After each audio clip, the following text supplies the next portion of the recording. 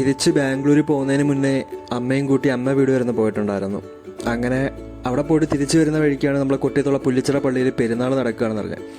എല്ലാ വർഷവും നമ്മൾ മുടങ്ങാണ്ട് പോയിക്കൊണ്ടിരുന്നതാണ്. കിട്ടുന്ന അവസരം നാട്ടിൽ നിൽക്കുന്ന സമയത്തൊക്കെ ആണെങ്കിൽ ആ പള്ളിയിൽ പോകാറുണ്ടായിരുന്നു.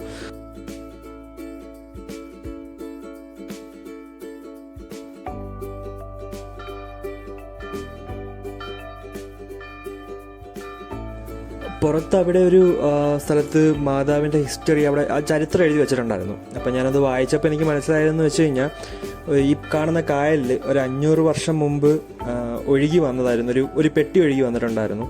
അങ്ങനെ ആ പെട്ടിയിൽ അന്ന് ഇവിടുത്തെ പള്ളിയിലെ അച്ഛൻ തുറന്നു നോക്കിയപ്പോൾ, പള്ളിമണി കൂട്ടിയ ആളുകളെയൊക്കെ വിളിച്ചതിന് ശേഷം തുറന്നു നോക്കിയപ്പോൾ ഈ മാതാവിൻ്റെ രൂപമാണ് കണ്ടത്. ഇവരെ ആദ്യമേ കരുതിയിരുന്നത് വല്ല കടൽ കൊള്ളക്കാരുടെ നിന്ന് വന്ന സാധനമോ അല്ലെങ്കിൽ വല്ല പൊന്നോ ഒക്കെ ആണെന്നാണ് കരുതിയത്. അപ്പോൾ ഈ മാതാവിൻ്റെ രൂപം കണ്ടതോടുകൂടി എന്ത് ചെയ്യണം എന്നുള്ളൊരു ചർച്ചയായി. അതായത് തിരിച്ചൊഴുക്കി വിടണോ, അല്ലെങ്കിൽ വേറെ പള്ളിക്ക് കൊടുക്കണോ, ഈ പള്ളി തന്നെ വെക്കണോ. അങ്ങനെ അവസാനം സംസാരമായപ്പോൾ എല്ലാവരും കൂടെ നറുക്കിട്ടിട്ട് ചൂസ് ചെയ്തത് ഇവിടുത്തെ പള്ളിയിൽ തന്നെ വെക്കണം എന്നാണ് മാതാവ് തീരുമാനിച്ചിരുന്നത്.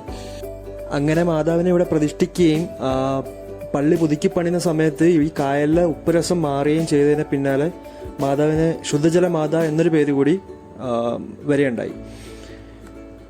അങ്ങനെ ഇതായിരുന്നു ഇവിടുത്തെ മാതാവിൻ്റെ ആ ഒരു ചരിത്രം എന്ന് പറയുന്നത്.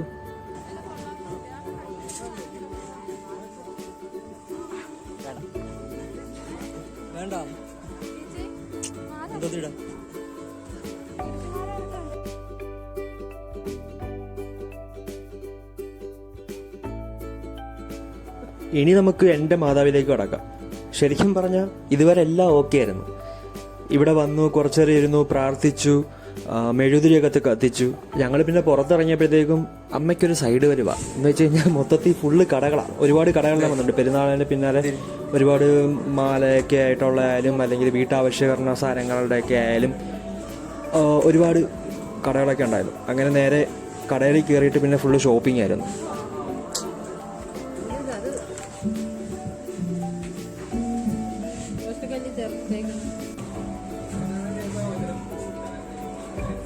അറിയാലോ, ഇവരെയൊക്കെ കൊണ്ട് പോയി കഴിഞ്ഞാൽ പിന്നെ വാങ്ങില്ലെങ്കിലും ഫുള്ള് എല്ലായിടത്തും നോക്കണം, എല്ലാം കാണണം. അപ്പം അങ്ങനെയൊക്കെയാണ്. അങ്ങനെ അവസാനം കഴിഞ്ഞിറങ്ങി എന്ന് കരുതി നിൽക്കുന്ന സമയത്ത് വേറൊരു വലിയ ബക്കറ്റ് എടുത്തുകൊണ്ട് വരുന്നുണ്ട്.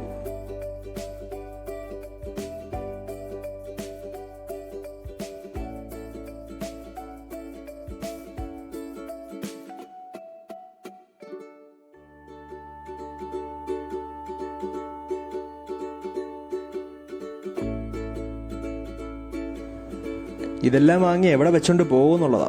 ഫ്രണ്ടിന്റെ ഒരു സ്കൂട്ടറും വാങ്ങിച്ചോണ്ടാണേ വന്നേ.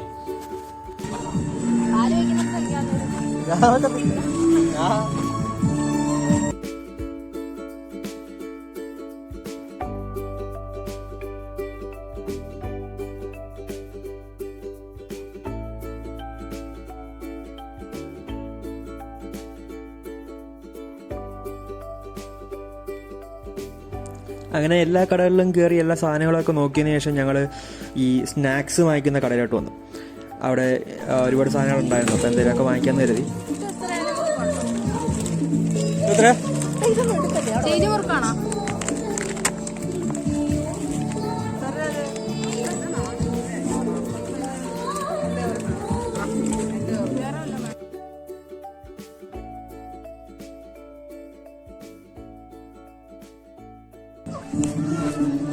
വേറെ ഷൂ ഓൺലൈനിൽ വാങ്ങിക്കും. ഇങ്ങോട്ട് വാങ്ങുമോ?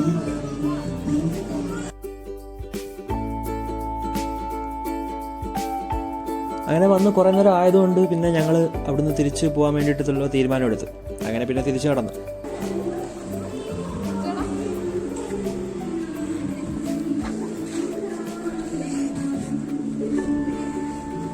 ഇവിടെ ഒരു നേർച്ചയുണ്ട്. ഈ പാട തലയിൽ വെച്ചിട്ട് അതിനകത്ത് ഉപ്പ് വെച്ചിട്ട് കൊണ്ടുവെക്കുന്നൊരു ചടങ്ങൊക്കെ ഉണ്ട്. അതിവിടെ ഓരോരുത്തർ ചെയ്യുന്നുണ്ടായിരുന്നു.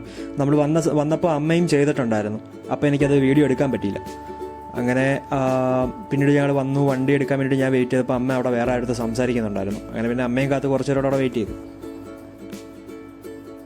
ആഹാ, ആ ചിരി കണ്ടില്ലേ?